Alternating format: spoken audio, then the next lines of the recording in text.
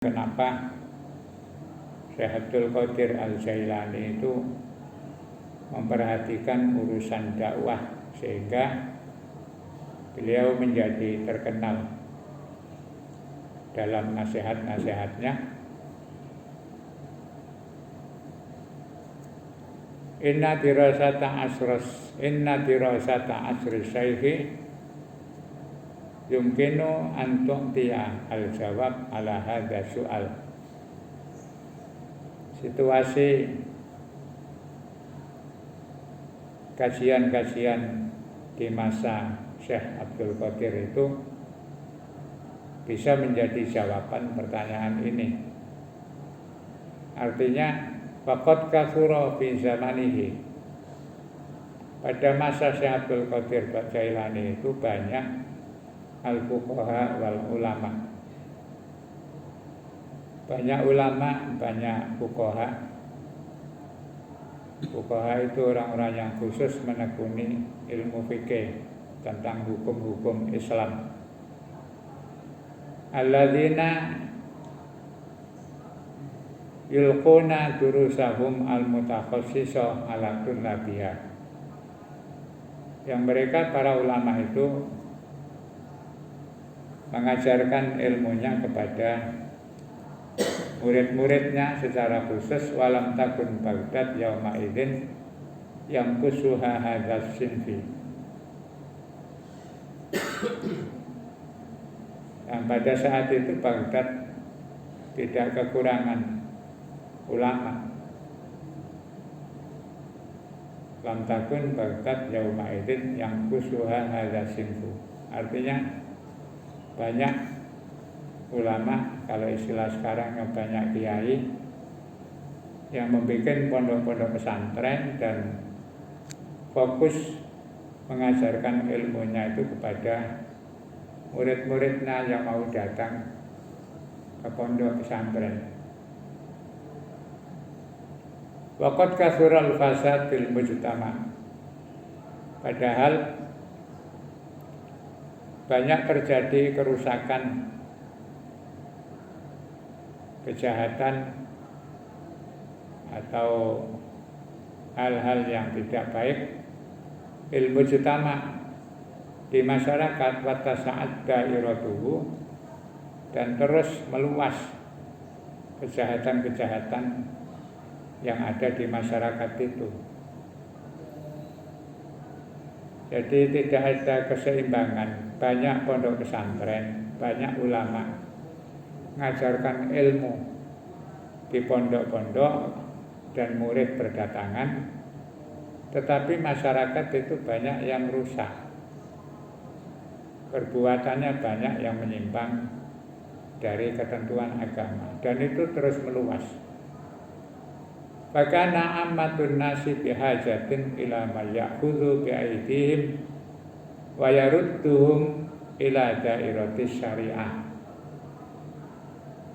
Jadi masyarakat sebenarnya mengharapkan, sangat butuh orang-orang yang bisa mengulurkan tangannya untuk mengembalikan mereka ke dalam wilayah syariat. Wa yu'allimuhum ma hum bihajatin ilaihi, dan ada orang yang mau mengajarkan sesuai kebutuhan mereka. Jadi garapan masyarakat umum itu sempat terlewatkan pada masa Syekh Abdul Qadir, tapi yang banyak itu orang bikin lembaga-lembaga pesantren. Siapa yang mau datang ngaji ya diajari, yang enggak dibiarkan. Ya, orang mondok formal itu kan tidak semua orang. Wahyal qadiyatul lati tanabbaha ilaiha Syekh. Situasi itulah yang mendorong Syekh Abdul Qadir bangkit untuk ngurusi, membenahi masyarakat. Wara'aha waqad ihtallat ad-darajatal ula fi sulamil aulawiyat. Dan Syekh Abdul Qadir melihat bahwa itu adalah kebutuhan utama untuk menerapkan sulamul aulawiyat, membuat tangga atau jembatan agar orang-orang bisa mendapatkan kemuliaan dan kehormatan.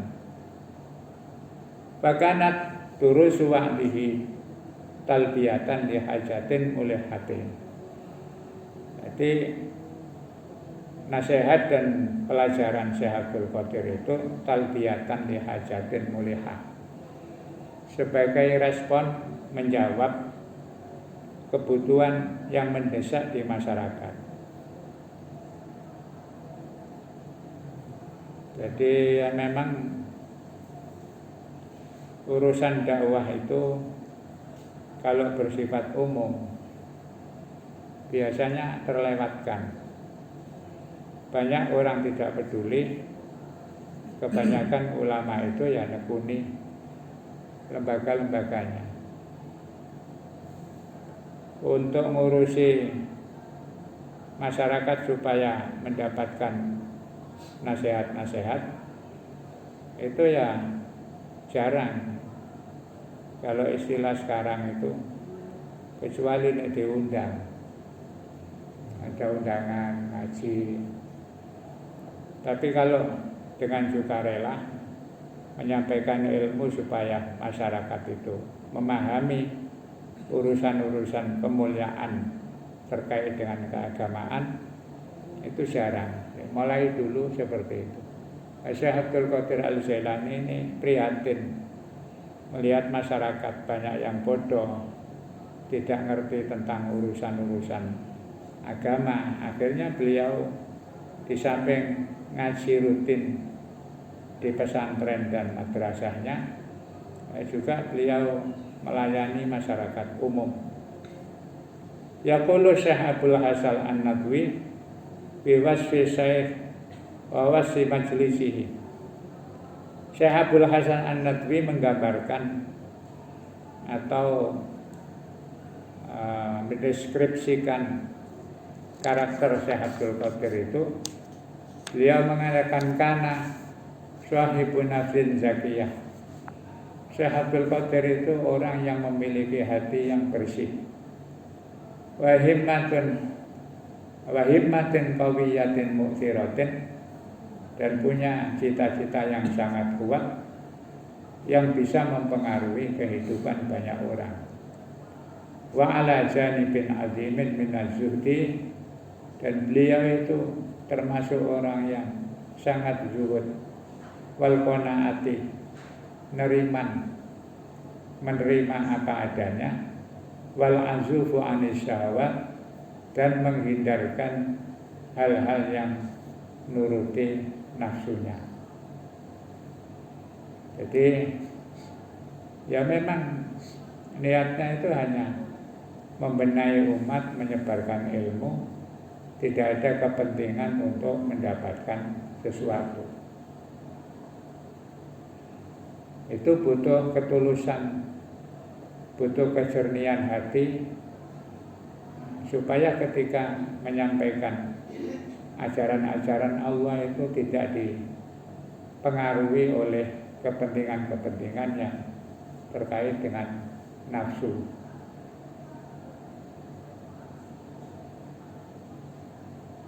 Dan orang-orang begitu itu ya terbatas, mulai zaman dulu sampai sekarang.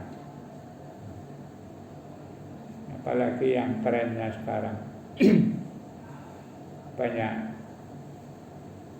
orang-orang yang difasilitasi ketika menyampaikan ilmu itu,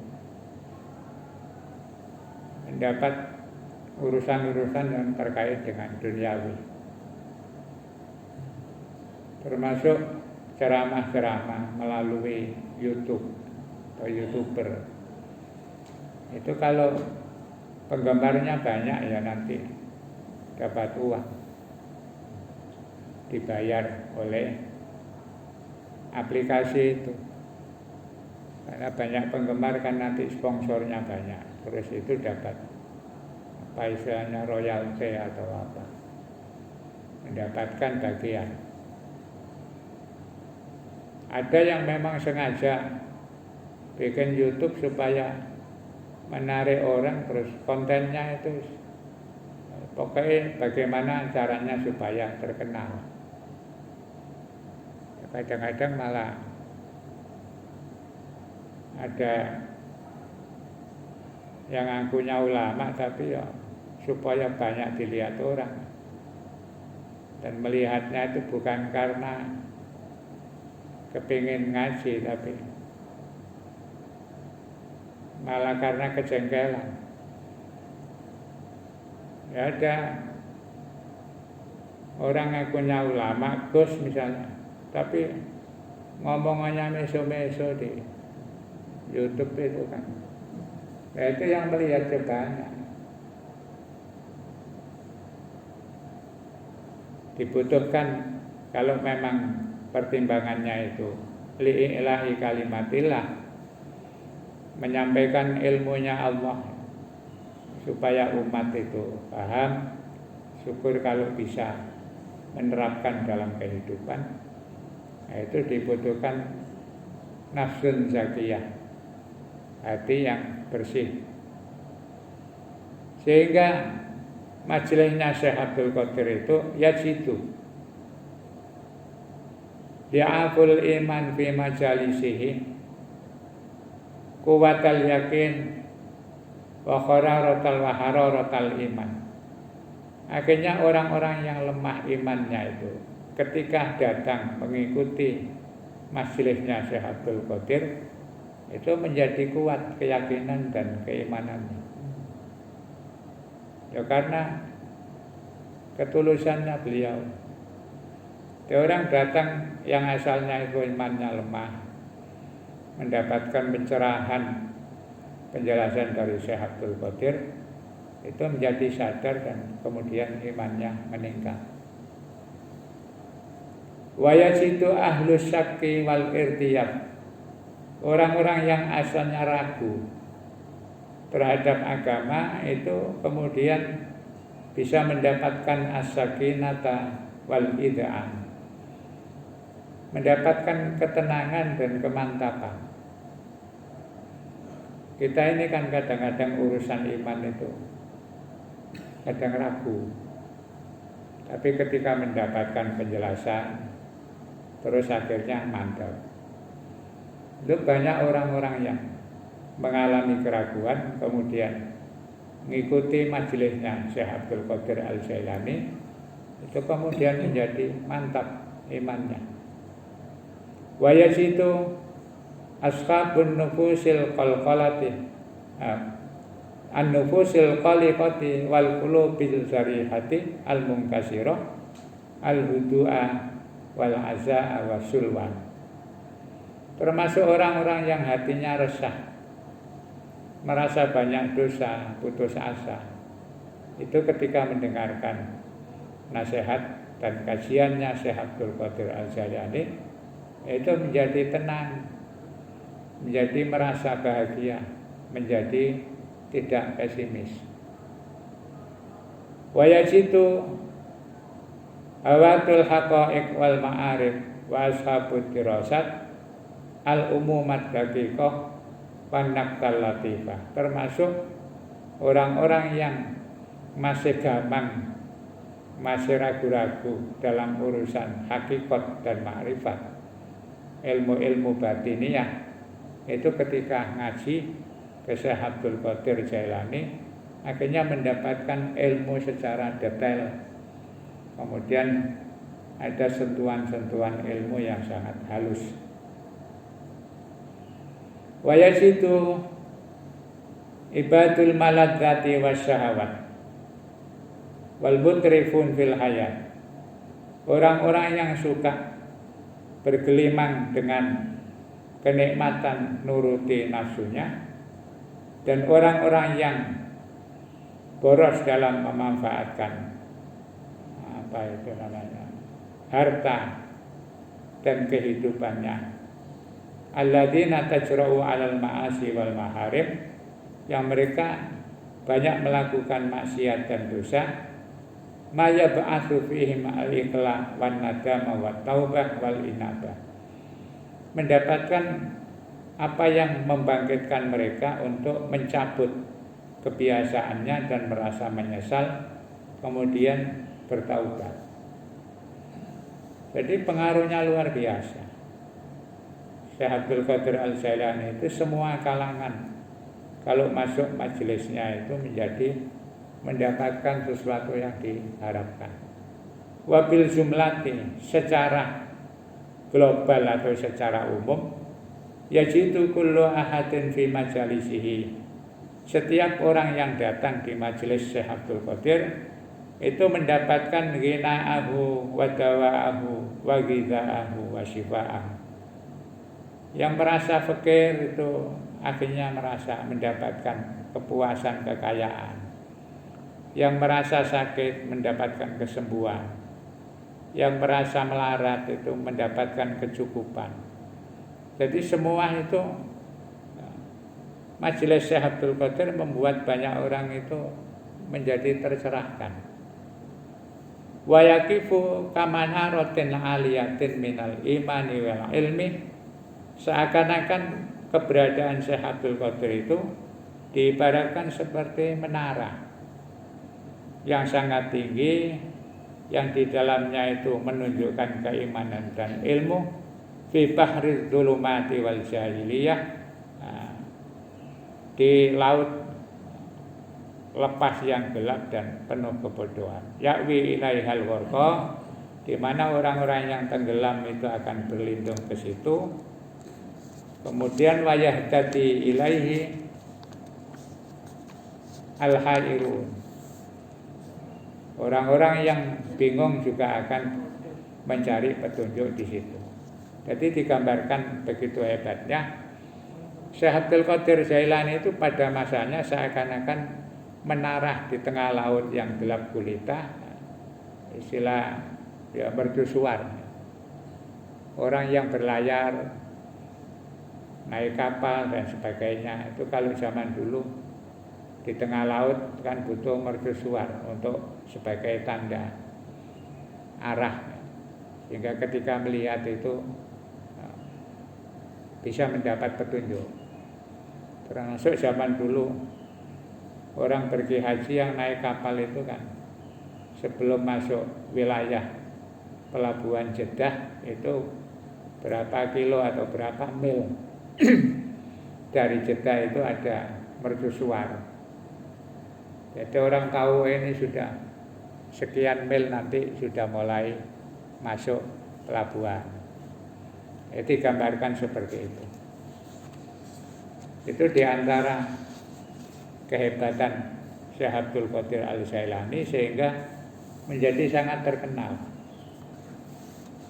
Nah, selama ini yang kita ketahui terkenalnya Syekh Abdul Qadir itu hanya karena beliau dianggap sebagai wali yang sakti. Terus semua orang ketika mendengar nama Syekh Abdul Qadir itu dalam pikirannya hanya persoalan kesaktian. Karena wali terkenal, padahal beliau itu terkenalnya bukan kesaktian tapi keilmuannya. Jadi orang terkenal kesaktiannya itu tidak banyak berpengaruh dalam membenahi akidah. Malah kalau tidak kebetulan, tidak kebenaran, itu bikin masyarakat imannya menjadi goyah, menjadi musyrik. Jadi orang-orang sakti dianggap oleh masyarakat orang pinter, orang tua.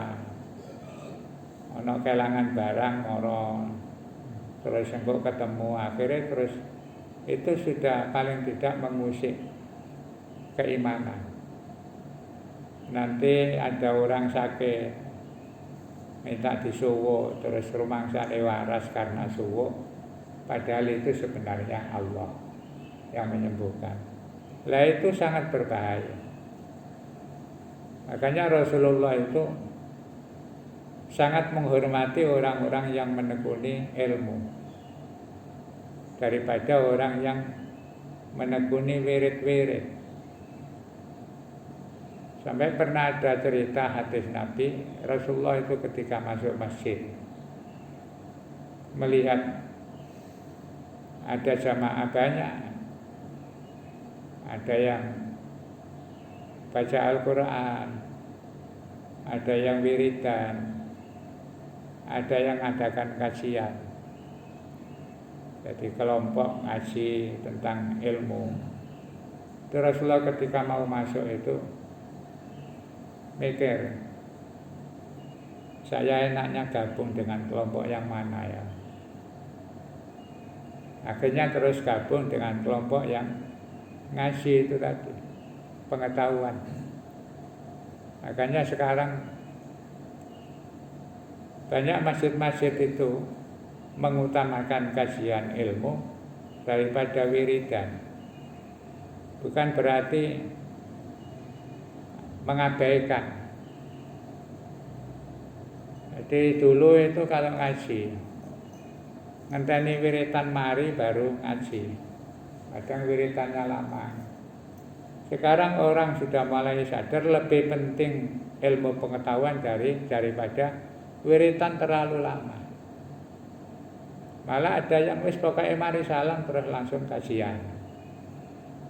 Jadi Rasulullah mengutamakan wiritan dan sebagainya itu kan manfaatnya untuk pribadi, tidak manfaat untuk banyak orang. Tapi kalau kajian-kajian yang bersifatnya ilmu pengetahuan itu membuat orang lain bisa terlibat. Termasuk umpamanya setan itu mau ganggu orang ahli wirid daripada orang yang berilmu, itu lebih senang ganggu orang-orang yang ahli wirid. Karena kalau sudah wiridan yang getun terus rumongso, karena wiridan akhirnya hidupnya mendapatkan banyak kemudahan, itu akhirnya banyak orang merasa sombong. Doanya diterima gara-gara wiridnya itu terus menjadi dikabulkan oleh Allah. Padahal bisa saja dibalik itu diganggu setan. Dibisiki kamu sekarang sudah jadi orang hebat, wiridanmu diterima. Itu di dalamnya sudah mulai masuk kesombongan dan lupa kepada Allah. Tapi kalau orang ibadah disertai ilmu, setan itu mikir-mikir, mau dijerumuskan itu karena punya ilmu, ya agak sulit. Ya kan cerita terkenal tentang Rasulullah melihat ada setan ganggu orang sholat, padahal di sebelahnya ada orang tidur.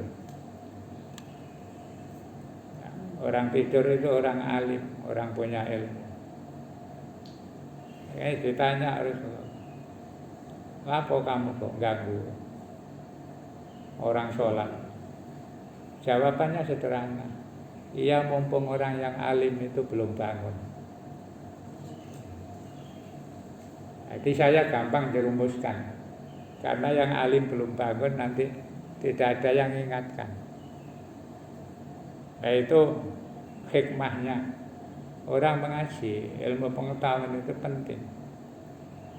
Nah, soal wiritan-wiritan tirakat segala macam itu nanti nomor 2. Orang itu kalau sudah memahami ilmu, kemudian mengenal sifat-sifat dan kebesaran Allah, memahami asma dan sifat Allah, nanti akan berurutan ya. Kemudian memahami keberadaan Allah. Itu namanya ma'rifat. Sehingga Syekh Abdul Qadir Al-Jailani itu dalam banyak kehidupannya itu menghabiskan waktu untuk ya pengajian-pengajian itu, menyebarluaskan ilmu pengetahuan. Bukan thariqatnya yang diutamakan. Walaupun beliau itu ahli thariqat, punya wirid-wirid tertentu, tapi yang namanya waktu itu lebih banyak dipakai untuk menyebar ilmu pengetahuan. yang bukan spiritual.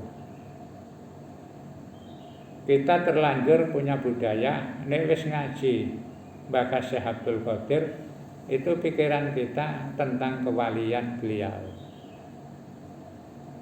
Jadi banyak orang ngalap berkahnya Syekh Abdul Qadir itu bukan ngalap berkah ilmunya, tapi ngalap berkah kewaliannya. Itulah sebabnya kenapa banyak orang ketika dalam majelis apapun kemudian membacakan Fatihah kepada Syekh Abdul Qadir Al-Jailani.